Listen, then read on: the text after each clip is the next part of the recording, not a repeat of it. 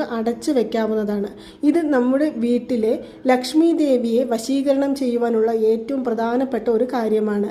ഈ കാര്യങ്ങളെല്ലാം ഞങ്ങൾ ശ്രദ്ധിക്കുന്നുണ്ട്, എങ്കിലും ഞങ്ങളുടെ വീട്ടിൽ പോസിറ്റീവ് എനർജി ഇല്ല എന്ന് പറയുന്നവർ പ്രധാനമായും ഒരു കാര്യം കൂടി ശ്രദ്ധിക്കുക.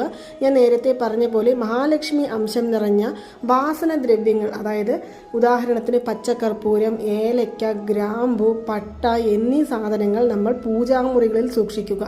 അതുപോലെ തന്നെ നമ്മൾ പണം സൂക്ഷിക്കുന്ന സ്ഥലത്ത് വെക്കുക. അതുപോലെ തന്നെ നമ്മുടെ പേഴ്സുകളിൽ നമ്മൾ എപ്പോഴും ഒരു 3 ഏലക്ക, അതുപോലെ തന്നെ ഒരു 7 ഗ്രാമ്പു, കുറച്ച് പച്ചക്കർപ്പൂരം എന്നിവ എപ്പോഴും ഇട്ട് വെക്കുവാനായിട്ടും ശ്രദ്ധിക്കുക. ഇതെല്ലാം ധനവശ്യത്തിന് ഏറ്റവും പ്രധാനപ്പെട്ട സാധനങ്ങളിലൊന്നാണ്.